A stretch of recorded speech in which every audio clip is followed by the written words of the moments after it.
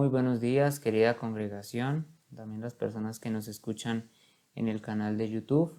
Un saludo muy especial para todos. Continuamos con nuestra serie de Primera de Timoteo, seguimos en el capítulo 1 y quiero que me acompañen por favor a Primera Timoteo capítulo 1 versículo 18 al 20. Este mandamiento, hijo Timoteo, te encargo para que conforme a las profecías que se hicieron antes en cuanto a ti, milites por ellas la buena milicia, manteniendo la fe y la buena conciencia, desechando la cual naufragaron en cuanto a la fe algunos, de los cuales son Himeneo y Alejandro, a quienes entregué a Satanás para que aprendan a no blasfemar. Oremos por la palabra. Amado Señor, Dios Todopoderoso, en tus manos entrego este momento, en tus manos entrego esta predicación. Te pido, amado Señor, por favor, que nos des luz, Espíritu Santo, nos guíes, lleves nuestra mente y nuestros corazones a la conformidad de las Escrituras, mi Señor, por favor. Tú eres el único que nos puede guiar a toda verdad. Y sabemos, amado Señor, que tu palabra es verdad.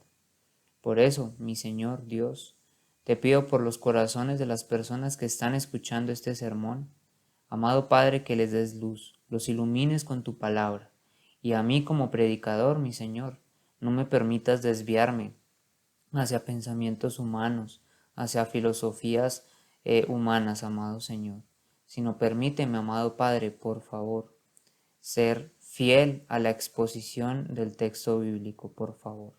Estamos en tus manos, mi Señor, y solamente dependemos de ti, amado Dios.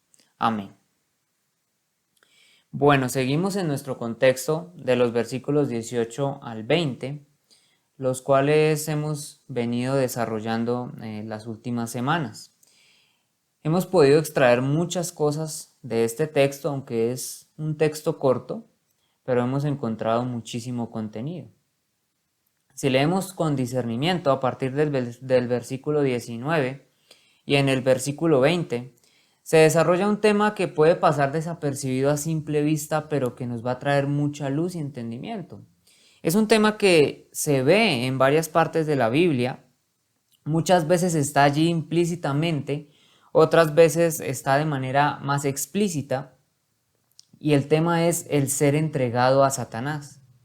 Dice la Escritura: desechando la cual naufragaron en cuanto a la fe algunos, de los cuales son Himeneo y Alejandro, a quienes entregué a Satanás para que aprendan a no blasfemar. ¿Qué significará ser entregado a Satanás? Si nosotros queremos entender la importancia del versículo 20, debemos entender en un marco más amplio lo que significa ser entregado a Satanás. Esto puede sonar un tanto fuerte, quizás algo aterrador y muy estricto, pero es un pensamiento muy profundo de las Escrituras, y a medida que lo desarrollemos, quiero que entendamos que hace parte del ministerio de la iglesia. Pablo ha entregado a Satanás a Himeneo y a Alejandro, y es algo que Timoteo debe hacer también con otros, quienes son dignos de este destino. Esto es parte del ministerio de la iglesia y hace parte de lo que Dios hace y en la manera en cómo Dios obra. El Señor mismo entrega personas a Satanás. Dice: a quienes entregué a Satanás para que aprendan a no blasfemar. La palabra griega entregué es la palabra paradidomi y significa entregar o encomendar, pero en un sentido más exacto para este caso, la palabra significa arrojar, encarcelar, abandonar, quitar la protección y abandonar a alguien a Satanás. Es la misma palabra que se utiliza en Hechos 15:26.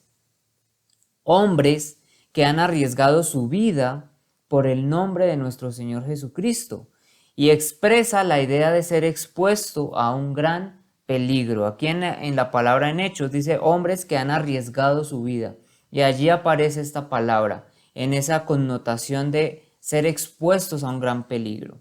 Entonces, lo que implica ser quitado de cualquier tipo de aislamiento, cualquier protección, cualquier refugio, y ser entregado de manera total a Satanás. Ahora, Pablo hizo esto en la iglesia en Éfeso, como él dice, y él está invitando a Timoteo a hacer el mismo tipo de labor. Entonces es una labor de importancia y es un trabajo que Dios hace. Hay un paralelo a esto en otro pasaje que usa los mismos términos en 1 Corintios capítulo 5. En efecto se oye que entre vosotros hay inmoralidad, y una inmoralidad tal como no existe ni siquiera entre los gentiles, al extremo de que alguno tiene la mujer de su padre, y os habéis vuelto arrogantes en lugar de haberos entristecido, para que el que de entre vosotros ha cometido esta acción fuera expulsado en medio de vosotros. Pues yo por mi parte, aunque ausente en cuerpo, pero presente en espíritu, como si estuviera presente, ya he juzgado al que cometió tal acción. En el nombre de nuestro Señor Jesús, cuando vosotros estéis reunidos, y yo con vosotros en espíritu, con el poder de nuestro Señor Jesús, entregad a este tal a Satanás, para la destrucción de su carne, a fin de que su espíritu sea salvo en el día del Señor Jesús. 1 Corintios 5, del 1 al 5. Estos dos textos, de 1 de Timoteo y de 1 de Corintios, en estos dos textos se nos muestra de manera explícita lo que es abandonar a alguien a Satanás. Dentro del marco actual, muchas iglesias ven este tipo de mandatos como si no existieran en las Escrituras y como algo ajeno a lo que no se menciona en los púlpitos. Ahora, creo que debemos hacer una aclaración aquí. El ser entregado a Satanás no está diciendo que esa persona puede llegar a ser poseída por demonios o algo por el estilo. Si es un creyente que está en rebeldía y es entregado a Satanás, el diablo no puede tocar su salvación ni su alma. Muy claro lo dice Pablo en el texto de 1 de Corintios. Dice, entregad a ese tal a Satanás para la destrucción de su carne, a fin de que en el espíritu sea salvo en el día del Señor Jesús. Echar de la comunión de la iglesia a aquel hombre que profesaba ser creyente, excomulgarle, sería el equivalente a entregarlo a Satanás para destrucción de la carne. Satanás es el príncipe de este mundo, y entregar a un creyente a Satanás es por tanto arrojarlo a su propio mundo, aparte del cuidado y el apoyo y el compañerismo cristiano. Esta persona ha perdido su derecho a participar en la iglesia de Cristo Jesús, a la que él desea mantener pura a toda costa. La palabra entregado es un término fuerte que indica el acto judicial de sentenciar o de entregar para castigo. La sentencia de un creyente que peca persistentemente es entregarlo a Satanás. Aquí hay algo muy importante, y es que si analizamos estos dos pasajes bíblicamente, ser entregado a Satanás tiene la idea de ser sacado de la iglesia. Implica ser sacado de la comunión o ser excomunicado. Significa ser aislado de cualquier asociación con los santos de Dios y de la mesa del Señor. Si vemos Mateo 18, si una persona persiste en pecar y no se arrepiente de ello, sino que insiste en su orgullo y soberbia, se debe sacar de la iglesia y tratarlo como un incrédulo. Esto quiere decir que entregar a alguien a Satanás significa que previo a la decisión de la iglesia, esa persona no estaba bajo un dominio completo de Satanás, no estaba bajo su poder completamente. De otra manera no habría que entregarlo, pues ya estaría bajo su dominio y poder. Quiero que miremos esto con la profundidad de vida. Primera de Juan 5:19 nos dice, sabemos que somos de Dios y el mundo entero está bajo el maligno. Es decir, el mundo está bajo el poder de Satanás. El mundo ha sido entregado al diablo mediante el pecado. La instrucción de entregar a alguien a Satanás significa que previo a ser entregado, esa persona no está bajo el control total de Satanás. Por lo tanto, debemos estar hablando de personas que de alguna u otra manera están bajo la sombrilla y protección provista por la iglesia. Y en la iglesia existe el aislamiento y la protección y el cuidado y el amor y la bendición de Dios. Estamos hablando de personas dentro de la iglesia que están bajo el cuidado de la iglesia. dentro de la comunidad redimida de Dios, bajo la protección del Señor. Cuando son sacados de la iglesia, son sacados de la protección que la iglesia provee y son expuestos de manera plena a Satanás. Este caso puede darse con creyentes y con incrédulos. Algunos pueden preguntar, ¿incrédulos dentro de la iglesia? Sí, dentro de la iglesia hay incrédulos y es una realidad que no debe sorprender a los cristianos. Hay incrédulos dentro de la iglesia, así como había personas no redimidas dentro del pueblo de Israel. Pablo nos muestra esta verdad en Romanos 9:6, dice, pero no es que la palabra de Dios haya fallado, porque no todos los descendientes de Israel son Israel. A pesar de esto, los judíos no redimidos experimentaron las abundantes bendiciones que Dios derramó sobre la nación. Ellos recibieron una parte de la herencia en la tierra prometida y la protección de Dios de sus enemigos. Los beneficios del sacerdocio y el sistema expiatorio también participaban ellos en esto. Igualmente sucede en la iglesia. Hay incrédulos que son bendecidos en virtud de su asociación con los creyentes. Este beneficio lo podemos ver incluso en el hogar, porque el marido que no es creyente es santificado por medio de su mujer, y la mujer que no es creyente es santificada por medio de su marido creyente. De otra manera vuestros hijos serían inmundos, mas ahora son santos. Primera de Corintios 7:14. Los inconversos en una familia cristiana son beneficiarios de la bendición de Dios sobre los miembros de la familia que son cristianos. No quiere decir que serán salvos por medio de que el esposo o la esposa sean creyentes, sino más bien gozan momentáneamente de las bendiciones espirituales que Dios derrama sobre el creyente. Para que los miembros de la familia que no son creyentes se salven, deben entregar su vida a Cristo y arrepentirse genuinamente de sus pecados. El pastor John MacArthur escribe respecto a esto lo siguiente, y cito, de manera tal que en el amparo del pueblo de Dios hay protección de las fuerzas en pleno de la furia de Satanás. Los judíos incrédulos estuvieron mejor que los gentiles incrédulos fuera de la comunidad del pacto. Los incrédulos que se asocian con la iglesia actual están mejor que los que están fuera de la iglesia. Ellos se benefician de la gracia y la bondad de Dios para sus hijos. Entregar a alguien a Satanás quita el refugio y la protección que ofrece la comunidad creyente. Están fuera de las bendiciones de la mano de Dios y están totalmente bajo el control de Satanás. Fin de la cita. Quiero que miremos esta verdad a la luz de las Escrituras en el marco del Antiguo Testamento y del Nuevo Testamento. En el Antiguo Testamento, en Génesis, capítulo 18, versículos 26 al 36, y mientras vamos leyendo, iré haciendo algunos comentarios al respecto. Entonces el Señor dijo, si hallo en Sodoma 50 justos dentro de la ciudad, perdonaré a todo el lugar por consideración a ellos.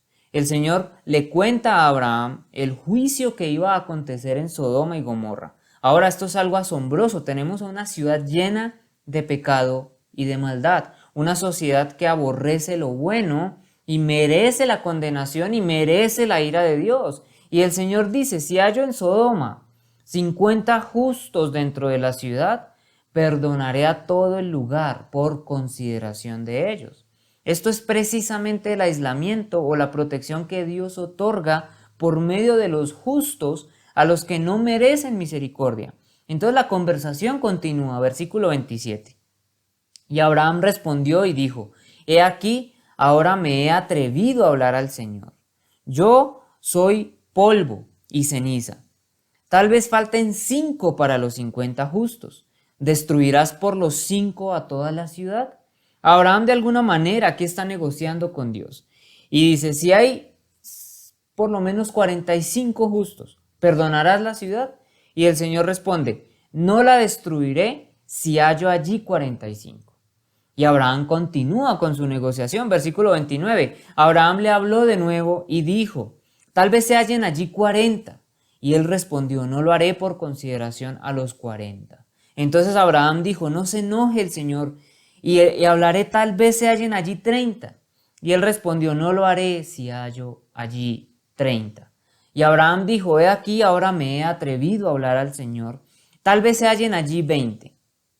Y él respondió: no la destruiré por consideración de los 20. Entonces Abraham dijo: no se enoje ahora el Señor, y hablaré solo esta vez, y tal vez se hallen allí 10. Y él respondió: no la destruiré por consideración a los 10. Esto es algo sorprendente, una ciudad llena de miles y miles de personas, y si hubiera 10 justos, por causa de ellos el Señor no destruiría la ciudad. Esto es gracia, gracia en su máximo esplendor. Esta es la gracia divina de un Dios tan perfecto. A causa de que si hubiera 10 justos, la protección de Dios se hubiera extendido a la ciudad. El relato continúa. Evidentemente no había ni siquiera 10 justos en la ciudad y el Señor la destruyó. Versículo 33, y el Señor se fue tan pronto como acabó de hablar con Abraham, y Abraham volvió a su lugar. El punto es este: a causa de la proximidad, del involucramiento con el pueblo redimido de Dios, esto actúa como una protección, como un escudo incluso para los incrédulos que comparten con el pueblo del Señor. El punto es el mismo con la iglesia. La iglesia tiene incrédulos en ella. Podemos ver esta verdad que el mismo Señor Jesucristo afirmó. El trigo y la cizaña, Mateo 13, 24, 30. Los peces buenos y los peces malos, Mateo 13, 47, 50. Las vírgenes prudentes y las insensatas, Mateo 25, 1, 13. Los incrédulos están dentro de la iglesia. De una manera temporal gozan de las bendiciones espirituales que Dios derrama sobre su iglesia. Miremos nuevamente 1 Corintios 7:14. Porque el marido que no es creyente es santificado por medio de su mujer, y la mujer que no es creyente es santificada por medio de su marido creyente. De otra manera, vuestros hijos serían inmundos, mas ahora son santos. Santificados no significa salvación, implica que debido a la relación que el creyente tiene con Dios, los incrédulos se benefician con las bendiciones que Dios derrama sobre los que son creyentes. Aquellos se salpican con la lluvia de bendición que cae sobre el que es creyente. El punto que Pablo está tratando aquí es: no te deshagas del esposo o de la esposa incrédula, debido al beneficio que ellos obtienen por estar cerca del cónyuge creyente. Inclusive los hijos son beneficiados y en ocasiones frecuentes son llevados a salvación. Entonces, el cerco de protección que proporciona Dios a través de la iglesia protege del gobierno de Satanás, protege del ataque completo y de las artimañas malignas tanto a creyentes como incrédulos que participan en la congregación. Las bendiciones para los creyentes son eternas, mientras que los incrédulos dentro de la iglesia, que se salpican con las bendiciones derramadas de Dios hacia su pueblo, son temporales, momentáneas, y si no se arrepienten, se encontrarán con la condenación eterna. Cito al pastor John MacArthur cuando escribe al respecto, y dice: podemos concluir que en el nuevo pacto, un incrédulo asociado con la iglesia e involucrado con la iglesia está mucho mejor que un incrédulo que está ahí afuera bajo la furia total de Satanás y estando en los brazos del maligno, simplemente debido al hecho de que Dios es bueno para con los suyos. Aquellos que están cerca de los suyos se van a beneficiar de, en cierta manera, esa bondad. Y eso explica por qué hay personas que quieren estar cerca de la iglesia, aunque no quieran recibir al Cristo, quien es la cabeza de la iglesia. Fin de la cita. Entonces, ¿qué significa que alguien sea entregado a Satanás? Significa que esa persona es sacada de la protección que Dios provee a la iglesia. Es sacada del aislamiento y protección de esa comunidad de creyentes y son entregados de manera plena a Satanás. Y Dios retira su mano y su protección, de la cual de alguna u otra manera disfrutaron mientras gozaban de la protección dentro de la iglesia. Esto puede suceder con creyentes como con incrédulos dentro de las congregaciones. Para los incrédulos es un juicio de Dios. Y a menos que algún día el Señor les otorgue arrepentimiento, su destino final será la condenación. Para el caso de los creyentes, Dios lo utiliza como disciplina y como juicio también, pero no perdiendo su salvación el creyente. Estos dos casos los estudiaremos a profundidad la próxima semana, porque hay un tercer caso y es el que vamos a estudiar el día de hoy. Hay veces en las que en el plan soberano de Dios los creyentes caen en manos de Satanás para propósitos positivos, para efectos de prueba y fortaleza en el creyente. Ese panorama lo estudiaremos a medida que recorramos varios pasajes bíblicos. Vayamos al libro de Job, capítulo 1, donde se nos muestra a este hombre. Job, capítulo 1, versículo 1 al 5.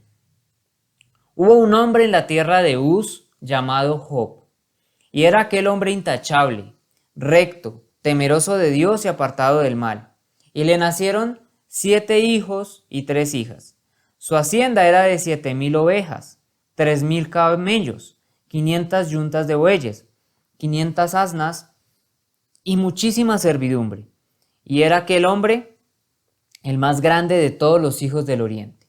Sus hijos solían ir y hacer un banquete en la casa de cada uno por turno, e invitaban a sus 3 hermanas para que comieran y bebieran con ellos. Y sucedía que cuando los días del banquete habían pasado, Job enviaba a buscarlos y los santificaba, y levantándose temprano ofrecía holocaustos conforme al número de todos ellos, porque Job decía: quizá mis hijos hayan pecado y maldecido a Dios en sus corazones. Así hacía Job siempre. Se nos presenta un hombre justo, temeroso de Dios, dicen las escrituras, intachable, recto, temeroso de Dios y apartado del mal. Esto no implica perfección, pero sí es un hombre irreprensible. Lo que se espera de cualquier creyente fiel, de cualquier creyente entregado a Dios. Muchas veces vemos los requisitos y lo vamos a estudiar en las próximas semanas, cuando veamos los requisitos para los ancianos, para los pastores, deben ser intachables. Pero no solamente son los ancianos, no solamente son los pastores, es lo que se espera de cualquier creyente, que se espera de cualquier creyente redimido, que sea intachable, que sea apartado del mal. Es un creyente que es entregado a Dios, y él no solamente mantenía su corazón recto para Dios, sino que se preocupaba por el de sus hijos. Ofrecía sacrificios por sus hijos en base simplemente de la presunción de que ellos hubieran pensado algo en su corazón que estuviera mal y que hubiera ofendido a Dios. Y él quería asegurarse de que el pecado fuera limpiado. Este es un buen hombre, un hombre justo, que no está buscando el mal, es irreprensible delante de Dios, por lo tanto no es alguien a quien Dios quiera disciplinar o reprender por sus pecados. Pero en el versículo 6 del relato nos dice: hubo un día cuando los hijos de Dios vinieron a presentarse delante del Señor, y Satanás vino también entre ellos. Aquí está hablando de los ángeles, y Satanás también estaba allí. No se sabe qué día fue ese o cuál fue la ocasión de la reunión, pero allí están los seres angelicales delante de Jehová, y Satanás también se había presentado. Y continúa el relato. Y el Señor dijo a Satanás: ¿de dónde vienes? Entonces Satanás respondió al Señor y dijo: de recorrer la tierra y de andar por ella. Y el Señor dijo a Satanás: ¿te has fijado en mi siervo Job? Porque no hay ninguno como él sobre la tierra, hombre intachable y recto, temeroso de Dios y apartado del mal. Respondió Satanás al Señor: ¿acaso teme Job a Dios de balde? ¿No has hecho tú una valla alrededor de él, de su casa y de todo lo que tiene por todos lados? Has bendecido el trabajo de sus manos, y sus posesiones han aumentado en la tierra. Pero extiende ahora tu mano y toca todo lo que tiene. Verás si no te maldice en tu misma cara. Entonces el Señor dijo a Satanás: he aquí todo lo que tiene está en tu poder, pero no extiendas tus manos sobre él. Y Satanás salió de la presencia del Señor. Job 1, 7 al 12.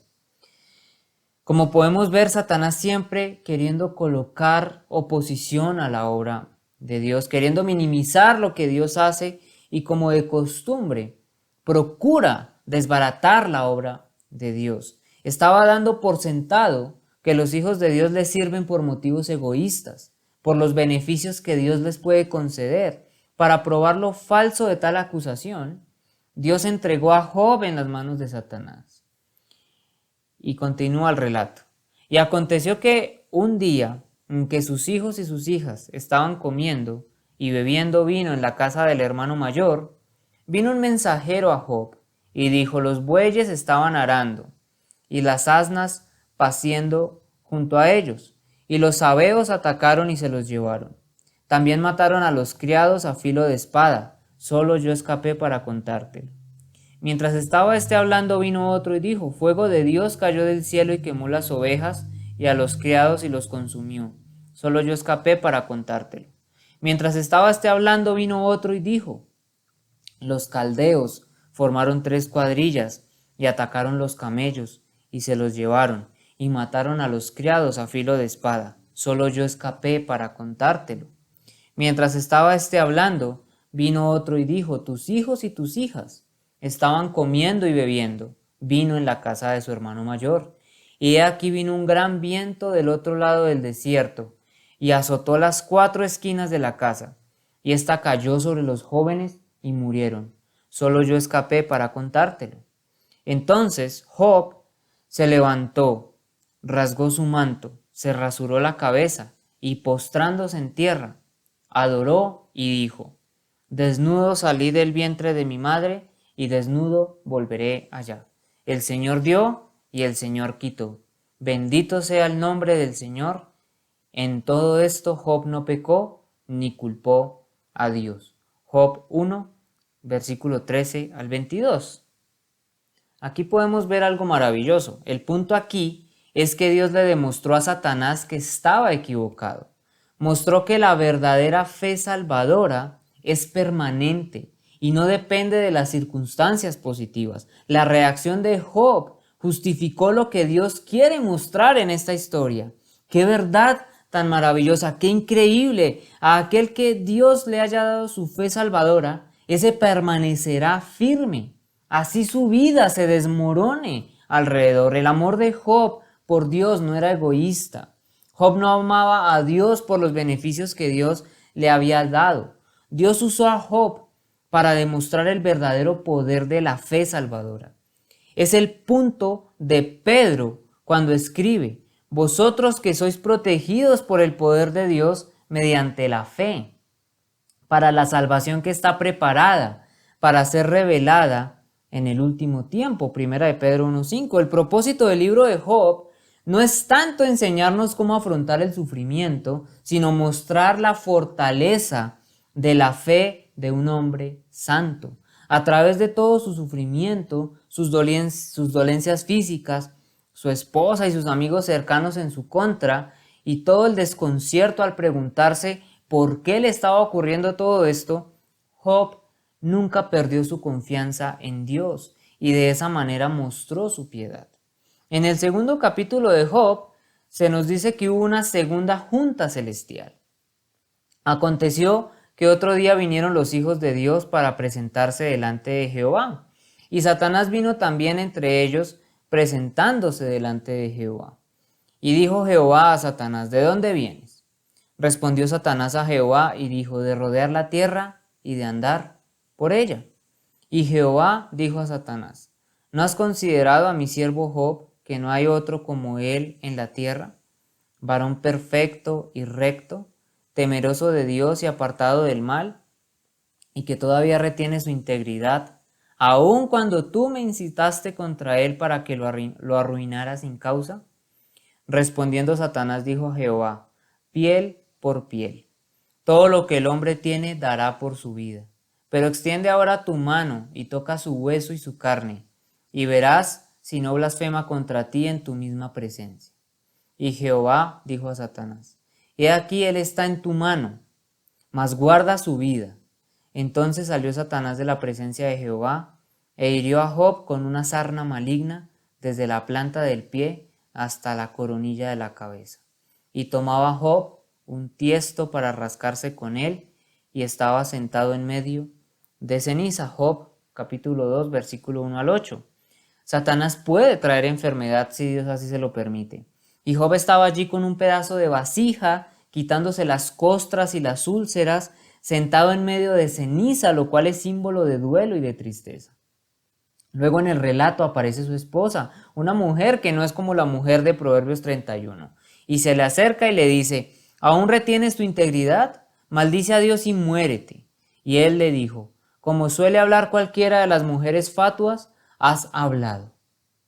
¿Qué? ¿Recibiremos de Dios el bien y el mal no lo recibiremos? En todo esto no pecó Job con sus labios. Esto es algo monumental. Dios sigue mostrando su punto.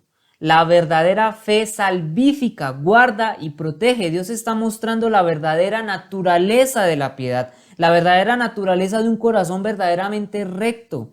La persona que realmente ama a Dios no es la persona que ama a Dios por lo que obtiene, sino la persona que ama a Dios por quien es Dios. Esa es la verdadera naturaleza de una vida justa, piadosa. Muchos podrían pensar, bueno, es un poco injusto que Dios haya permitido eso con Job, pues él no había hecho nada malo, es decir, es un hombre recto, es justo, y solamente para mostrar un punto, Dios hacerle esto. Definitivamente debemos ver más allá simplemente de la vida de un individuo, pues Dios está enseñando una verdad magnífica por la eternidad. Y Él tiene el derecho soberano de hacer eso y de hacer lo que Él quiera. La historia sigue. Job tiene un grupo de amigos bien intencionados que lo acompañan, le dan varios consejos. Realmente no son muy útiles estos consejos. Desde el capítulo 4 hasta el capítulo 37 están allí. En medio de todos esos capítulos, Job está muy triste y está quebrantado de corazón. Podemos ver que realmente está sintiendo dolor cuando dice: oh, que pasasen justamente mi queja y mi tormento, y se alzasen igualmente en alabanza. Job 6.2. En el capítulo 10 él dice: hastiado estoy de mi vida, daré rienda suelta a mi queja, hablaré en la amargura de mi alma, le diré a Dios: no me condenes, hazme saber por qué contiendes conmigo. Job 10.1-2. Job no sabe por qué le está pasando esto. Él quiere saber por qué está viviendo esa situación tan desafortunada. El hecho es que él nunca supo la razón de su sufrimiento. Dios nunca se lo dijo. Y allí, Job, en medio del clamor y de la angustia, está allí, en esta situación. Y los cielos están cerrados. Dios guarda silencio. Y en ese vacío del silencio, vienen sus amigos con respuestas equivocadas acerca de lo que está sucediendo. Pero en el capítulo 38, Dios habla.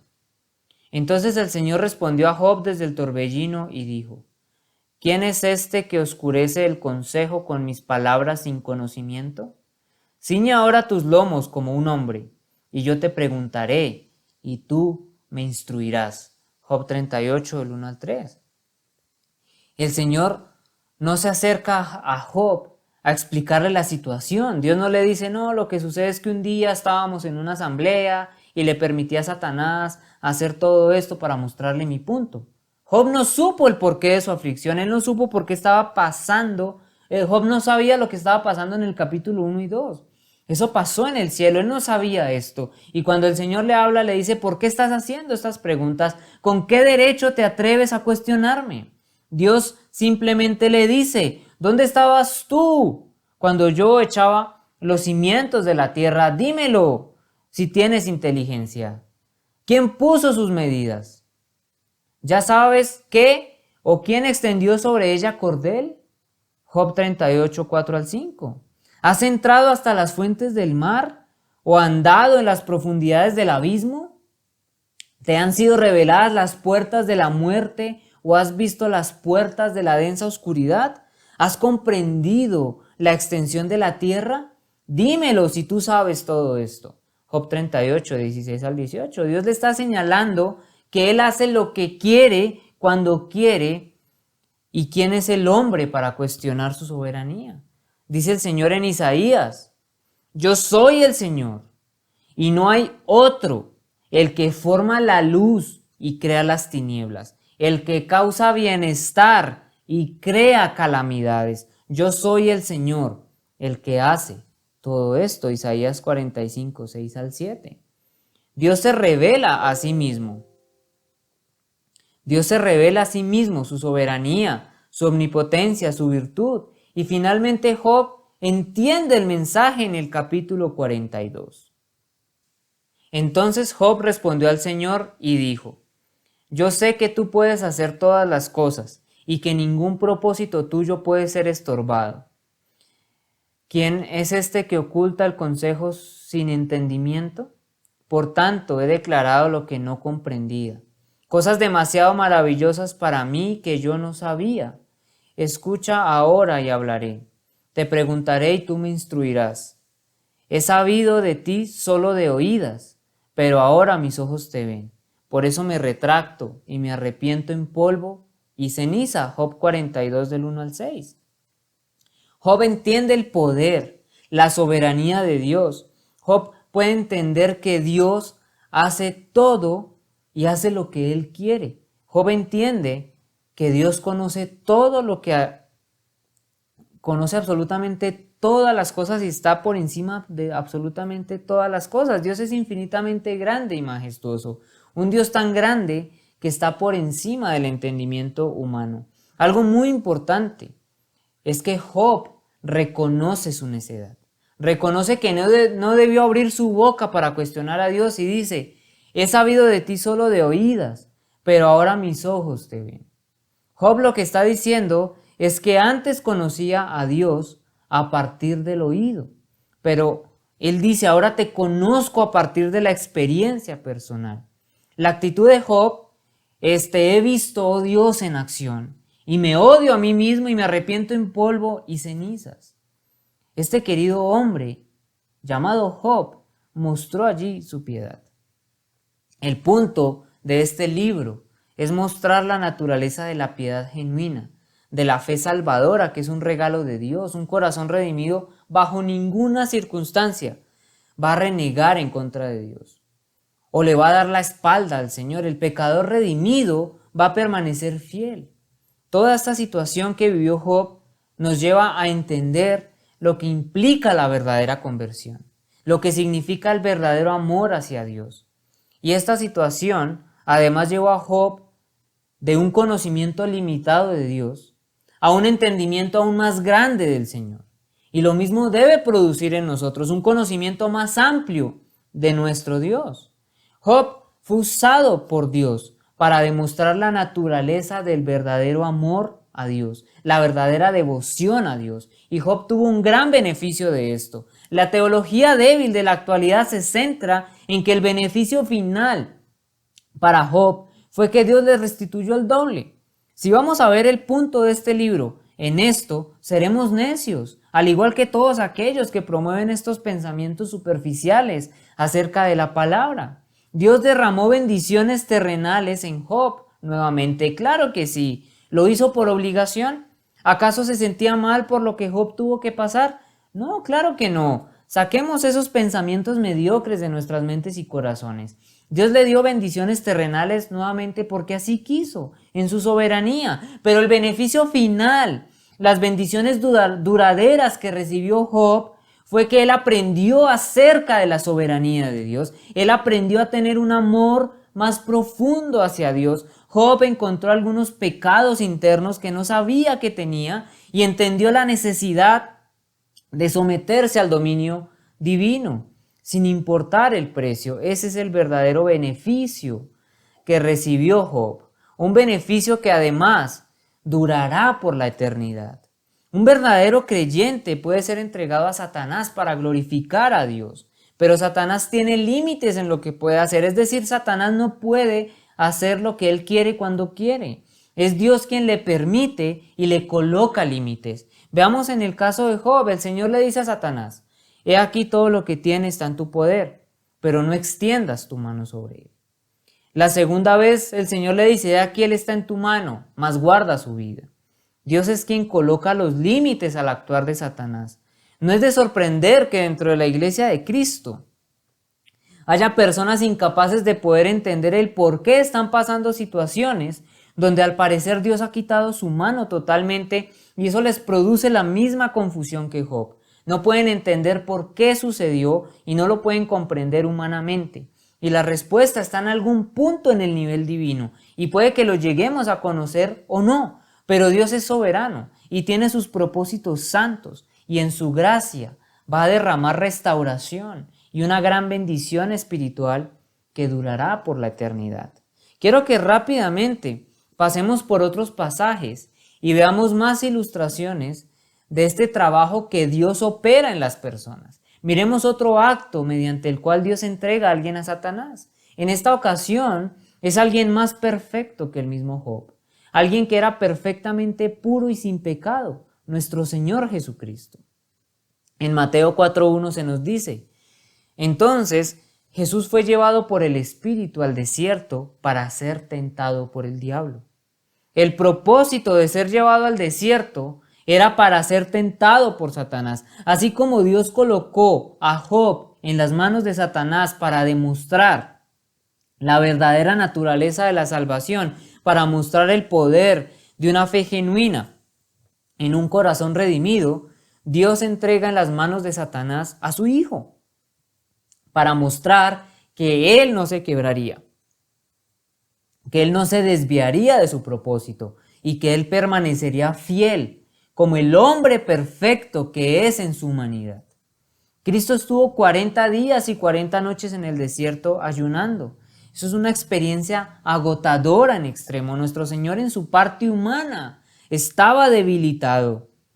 Allí estaba el Salvador del mundo en el desierto, viendo al mar muerto en la parte de atrás de la planicie de Jerusalén, y ahí el diablo vino y le tentó. Satanás viene a tentarle, porque el diseño de Dios era eso, que Satanás lo tentara, y tienta al Señor en las áreas que Satanás tenía derecho en tentarlo. En primer lugar, lo tienta con el pan. Y acercándose el tentador le dijo: si eres hijo de Dios, di que estas piedras se conviertan en pan. Pero él respondiendo dijo: escrito está, no solo de pan vivirá el hombre, sino de toda palabra que sale de la boca de Dios. Mateo 4, 3 al 4. ¿Acaso Cristo no podía crear el pan para comerlo? ¿Creó el alimento para la multitud? ¿Acaso no podía crear pan para saciar su hambre? Claro que hubiera podido, evidentemente. Satanás viene y lo tienta allí. Después lo tienta al llevarlo al pináculo del templo. Entonces el diablo le llevó a la ciudad santa y le puso sobre el pináculo del templo. Y le dijo: si eres hijo de Dios, lánzate abajo, pues escrito está: a sus ángeles te encomendará, y en las manos te llevarán, no sea que tu pie tropiece en piedra. Jesús le dijo: también está escrito: no tentarás al Señor tu Dios. Mateo 4, 5 al 7. Él era el Mesías, ¿acaso no tenía el derecho de ser reconocido como tal? Él tenía a su disposición todas las legiones de ángeles si él hubiera querido. Después lo tienta con los reinos del mundo. Otra vez el diablo le llevó a un monte muy alto y le mostró todos los reinos del mundo y la gloria de ellos. Y le dijo: todo esto te daré, si postrándote me adoras. Entonces Jesús le dijo: vete, Satanás, porque escrito está: al Señor tu Dios adorarás y solo a Él servirás. Entonces le dejó, y aquí ángeles vinieron y le servían. Mateo 4, 8 al 11. ¿Acaso no todo le pertenece al Rey de Reyes y Señor de Señores? ¿Acaso no todo es de Él por promesa? Satanás lo tentó en las áreas en donde él tenía un derecho, pero Cristo resistió en medio de la debilidad y de la soledad de todas estas tentaciones. Y luego de eso, Satanás lo dejó y vinieron ángeles y le servían. Si Dios, por su propio diseño soberano, puede escoger, colocar a uno de los suyos, inclusive a su propio hijo, en las manos de Satanás, para traer a sí mismo más gloria, lo hace, lo puede hacer. Él es Dios, Él es soberano. En 2 Corintios 12, del 1 al 10, se nos muestra otro ejemplo de cómo el fiel pueblo de Dios a veces es entregado a Satanás para dar gloria a Dios. Ciertamente no me conviene gloriarme, pero vendré a las visiones y a las revelaciones del Señor. Conozco a un hombre en Cristo que hace 14 años, si en el cuerpo no lo sé, si fuera del cuerpo no lo sé, Dios lo sabe, fue arrebatado hasta el tercer cielo. Y conozco a tal hombre, si en el cuerpo o fuera del cuerpo no lo sé, Dios lo sabe, que fue arrebatado al paraíso, donde oyó palabras inefables que no le es dado al hombre expresar. De tal hombre me gloriaré, pero de mí mismo en nada me gloriaré, sino en mis debilidades. Sin embargo, si quisiera gloriarme, no sería insensato, porque diría la verdad. Pero lo dejo para que nadie piense de mí más de lo que en mí ve u oye de mí. Y para que la grandeza de las revelaciones no me exaltase desmedidamente, me fue dado un aguijón en mi carne, un mensajero de Satanás que me abofetee, para que no me enaltezca sobremanera. Respecto a lo cual 3 veces he rogado al Señor que lo quite de mí. Y me ha dicho, bástate mi gracia, porque mi poder se perfecciona en la debilidad. Por tanto, de buena gana me gloriaré, más bien en mis debilidades, para que repose sobre mí el poder de Cristo. Por lo cual, por amor a Cristo, me gozo en las debilidades, en afrentas, en necesidades, en persecuciones, en angustias, porque cuando soy débil, entonces soy fuerte. Pablo había tenido tantas visiones y revelaciones sobrenaturales. Él había visto a Cristo resucitado, pero él no quería jactarse de ello. Y habla de su propia experiencia en tercera persona. Él dice, conozco a un hombre en Cristo que hace 14 años, si en el cuerpo no lo sé, si fuera del cuerpo no lo sé, Dios lo sabe. Fue arrebatado hasta el tercer cielo y conozco a tal hombre, si en el cuerpo o fuera del cuerpo, no lo sé, Dios lo sabe, que fue arrebatado al paraíso. Él no sabe cuáles fueron las dinámicas espirituales de su experiencia sobrenatural. Solamente sabe que estuvo ahí y oyó palabras inefables que no le es dado al hombre expresar y dice, pero de mí mismo en nada me gloriaré, sino en mis debilidades. Sin embargo, si quisiera gloriarme, no sería insensato, porque diría la verdad. Pero lo dejo para que nadie piense de mí más de lo que en mí ve u oye de mí. Pablo no quería que nadie tuviera una visión más grande de él, una opinión que fuera más allá de sí mismo. Pablo estuvo en una posición que lo pudo haber perjudicado, y esta era volverse orgulloso debido a lo que se le había revelado y a las experiencias que había tenido. Y aquí es donde Dios hace algo y permite que le suceda algo a Pablo en su vida. El apóstol dice, y para que la grandeza de las revelaciones no me exaltase desmedidamente, me fue dado un aguijón en mi carne, un mensajero de Satanás que me abofetee para que no me enaltezca sobremanera. A fin de ayudar a Pablo a cumplir su decisión de no gloriarse, Dios permitió que fuera atormentado por un mensajero de Satanás. El Señor permitió a Satanás usar esto para afligir a Pablo. El propósito de Dios era que Pablo permaneciera humilde y dependiente de su gracia y permitir que su fortaleza divina se manifestara. Pablo no es un hombre pecaminoso. Él es un hombre justo, al igual que Job. Es un hombre piadoso y santo. Es lo que se espera de cualquier cristiano verdaderamente regenerado, con una vida recta. Este es un hombre que conoce la experiencia cristiana, como quizá ningún ser humano jamás la ha conocido, pero él dice, me fue dado un aguijón en mi carne, un mensajero de Satanás que me abofetee. Quiero que podamos ver las implicaciones de esto. Dios le ha dado esto a Pablo. Este texto nos muestra que Dios entregó a Pablo a Satanás, por lo menos en esta área de su vida. Dios quiso permitirle a Satanás hacer eso para mantener a Pablo débil, para que él pudiera depender de Dios. Los hombres con grandes dones necesitan eso porque tienden a no ser dependientes. Dios envió a Pablo a la arena de Satanás para que fuera golpeado. ¿Dios pudo haber prevenido esto en la vida de Pablo?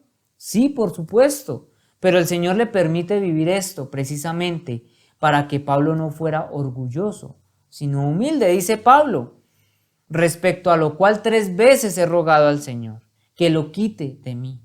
Y me ha dicho, bástate mi gracia, porque mi poder se perfecciona en la debilidad. Pablo le pidió al Señor que le quitara esa situación en su vida. Y aquí es donde cualquier fiel representante del movimiento carismático podría decir es que le faltó fe. No tuvo la fe suficiente. Es claro que nada de eso aparece en el texto ni en las escrituras. O podrían decir es que le faltó declarar su liberación. Esa teología tan pobre se debe enfrentar al hecho de que Dios es soberano. Y el Señor le responde a Pablo, bástate mi gracia, porque mi poder se perfecciona en la debilidad.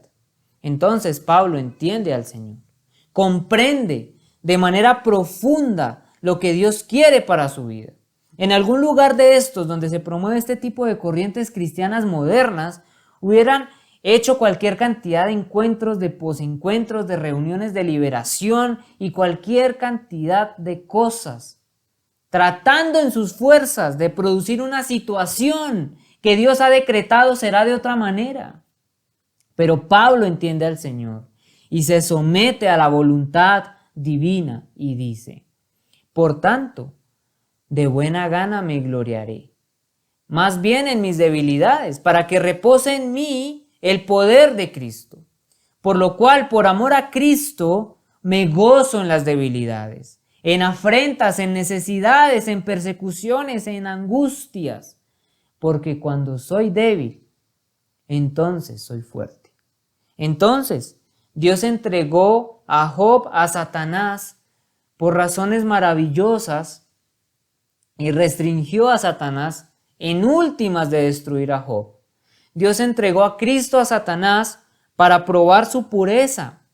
Dios entregó a Pablo a Satanás, por lo menos en esta área, para que Satanás pudiera ser el instrumento de Dios para mantener a Pablo humilde, para que él pudiera para que él supiera en dónde estaba su fortaleza y por lo tanto fuera un siervo más eficaz.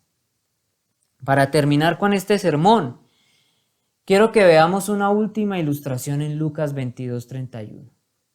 Simón, Simón, mira que Satanás os ha reclamado para zarandearos como a trigo, pero yo he rogado por ti, para que tu fe no falle. Y tú, una vez hayas regresado, fortalece a tus hermanos. Satanás anda como león rugiente buscando a quien devorar. Y es que a Satanás le encantaría poder demostrar su punto, quisiera poder tener la razón, se esfuerza por tratar de capturar a alguna persona redimida y que abandonara su salvación. Entonces podría por lo menos ganar alguna victoria contra Dios. Entonces Satanás reclamó a Pedro y de manera especial a Pedro porque este apóstol era importante dentro de la obra de Dios para la iglesia. Pedro fue un gran predicador y el Señor lo usó grandemente en la iglesia. Y el Señor le dice, mira que Satanás os ha reclamado para zarandearos como a trigo. En otras palabras, Satanás te quiere aplastar, te quiere destruir, quiere despojarte de toda tu confianza y quiere dejarte inútil e inhabilitado. Quiere que pierdas tu confianza en Dios. El Señor hubiera podido simplemente negarle a Satanás esta petición. El Señor Todopoderoso, quien atará al mismo diablo por 1000 años y luego lo lanzará al lago de fuego, hubiera podido haberse negado y no permitirle a Satanás tocar a Pedro, pero el Señor se lo permitió. Y le dice el Señor a Pedro, pero yo he rogado por ti, para que tu fe no falle. En otras palabras, he orado para que tu salvación esté segura. Tal como el Señor le dijo a Satanás, puedes ir hasta aquí con Job y no puedes ir más allá de este punto. Así puedes ir aquí con Pablo y no más allá de este punto. Puedes ir hasta aquí con Pedro y no más allá de este punto. El Señor le dice a Pedro, no vas a fracasar en tu fe, no vas a fracasar en últimas, no vas a fracasar. Y después el Señor le dice, y tú, una vez hayas regresado, fortalece a tus hermanos. Aquí hay algo espectacular, simplemente maravilloso. El Señor le dice, te voy a dejar en manos de Satanás, lo voy a permitir para que cuando regreses puedas fortalecer a tus hermanos. ¿Cuál fue el propósito que Dios tuvo en entregar a Pedro a Satanás? El propósito era que Pedro aprendiera, para que pudiera fortalecer a otros. Que Pedro supiera lo que es estar en las garras del maligno y pudiera fortalecer a sus hermanos, para que pudiera exhortar después a la iglesia y escribiera: bendito sea el Dios y Padre de nuestro Señor Jesucristo, quien según su gran misericordia nos ha hecho nacer de nuevo a una esperanza viva mediante la resurrección de Jesucristo de entre los muertos, para obtener una herencia incorruptible, inmaculada y que no se marchitará, reservada en los cielos para vosotros, que sois protegidos por el poder de Dios mediante la fe, para la salvación que está preparada para ser revelada en el último tiempo. Primera de Pedro 1, 3 al 5.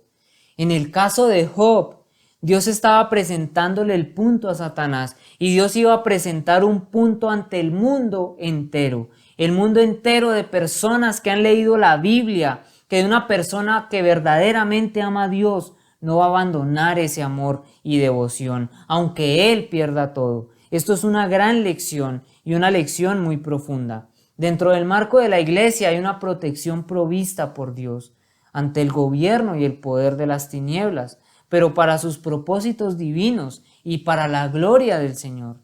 Dios puede quitar esa protección en un creyente y permitirle ser zarandeado por el enemigo. Algunos, como Pedro, son entregados para ser refinados, para aprendizaje. Otros, como a Pablo, para llegar a ser más eficaces y no permitir que el orgullo vaya a sembrarse en su vida.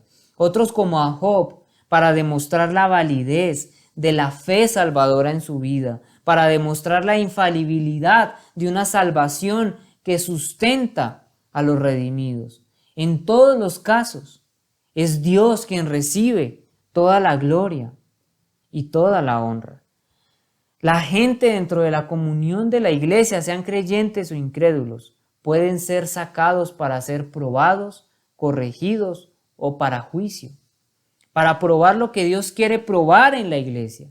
En el caso de hoy, vimos el caso de creyentes que fueron entregados a Satanás para efectos positivos, efectos de prueba y de fortaleza. En el próximo sermón vamos a ver lo que le pasa a incrédulos y a algunos creyentes que conviven dentro de la iglesia, pero que son entregados a Satanás para disciplina y para juicio.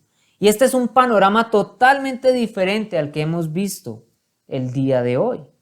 Es verdaderamente maravilloso ver cómo actúa nuestro Señor, siempre con su soberanía y poder por encima de todas las cosas. Nos hace preguntarnos verdaderamente quiénes somos nosotros, siquiera para que se nos pase por la mente tratar de contender contra el Creador. Nosotros somos simples criaturas rebeldes a las cuales se les derramó gracia divina para ser sacados de un mundo de maldad y oscuridad, de un mundo de muerte y pecado, a un reino de justicia y de bondad. ¿Qué si el Señor nos permite pruebas? ¿Qué si el Señor quiere refinarnos y probar nuestra fe? ¿Acaso no es Él todopoderoso y soberano para hacer lo que quiera con los suyos? Cada vez que nos sumergimos en el mar tan inmenso del conocimiento de Dios, nos debe llevar a una humillación más grande delante de Él, a tener una reverencia absoluta por su obra y por todo lo que Él es. Tenemos un Dios infinito que no lograremos comprender en su totalidad ni aún estando en la eternidad, pues es tan grande y maravilloso que lo llena todo y más aún.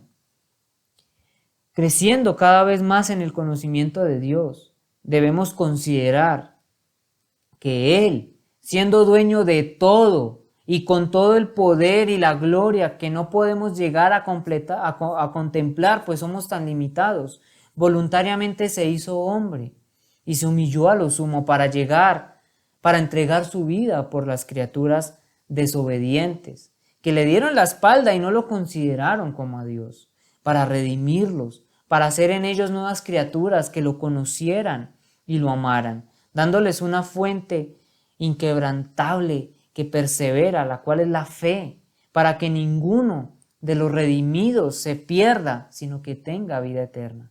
Una humanidad redimida, que espera su segunda venida, donde Él juzgará al mundo, y a los redimidos les entregará la herencia reservada que está en el cielo, y a los rebeldes y pecadores la muerte segunda, en el lago de fuego. Al Señor nuestro Dios es a quien alabamos, exaltamos y damos toda la gloria y la honra por los siglos de los siglos. Oremos. Amado Padre, amado Señor Dios Todopoderoso, oh mi Señor, cada vez que te conocemos más a ti, podemos maravillarnos, amado Señor, con tu soberanía y con tu poder. Oh amado Dios, que podamos entender y que podamos aprender, Señor, que lo que tú obras, la manera en cómo tú operas en tus hijos, en los que son creyentes, amado Señor, a pesar de que puedan parecer situaciones difíciles o complicadas, sabemos que tú todo lo haces porque así lo has establecido, mi Señor, y además tienes un propósito más grande. Oh amado Señor, que podamos entender que las bendiciones que nosotros podemos llegar a recibir a través de nuestra vida cristiana, a través de las pruebas, son bendiciones espirituales eternas, amado Señor. Que lo que podamos recibir aquí en la tierra, claro que lo recibiremos con gozo, porque sabemos que viene de parte tuya, pero esas bendiciones materiales son momentáneas. Nuestro enfoque, nuestra mente no tiene que estar en lo que nosotros recibamos aquí en la tierra, sino en las bendiciones espirituales que recibimos para la eternidad. Oh mi Señor, todo este aprendizaje, Señor Dios, durará para siempre en nosotros, amado Dios, el saber cómo operas tú, el poder ver estas verdades bíblicas tan importantes, amado Padre, como esa fe inquebrantable que dura y perdura en el creyente, el cual no se va a perder, el cual no te va a dar la espalda a ti cuando es un hijo genuino. Oh, amado Señor, el hecho de que nos refinas, amado Padre, nos puedes permitir el aprendizaje, nos puedes permitir, amado Señor, el refinamiento en nuestras vidas para que podamos entregarle a otros, para que podamos, amado Señor, ser testimonios vivos de Cristo Jesús aquí en la tierra. Eso es maravilloso, eso dura para siempre, eso es perdurable, eso es lo que tú nos entregas, amado Señor. Gracias, amado Dios, por tu palabra. Gracias por permitirnos estudiar, amado Señor, estos temas y poderlos examinar y poderlos escudriñar, amado Padre. Gracias te doy porque me permites, amado Señor, exponer la Biblia, exponer estos tesoros bíblicos, amado Señor. Oh, amado Dios, llévanos cada vez más a un sentimiento de humillación y de arrepentimiento delante tuyo. Que sepamos quiénes somos nosotros dentro de todo este marco tan grande. Tú eres el soberano, tú eres el que tiene poder y nosotros simples criaturas, amado Señor. Toda la gloria y toda la honra son para ti. Amén.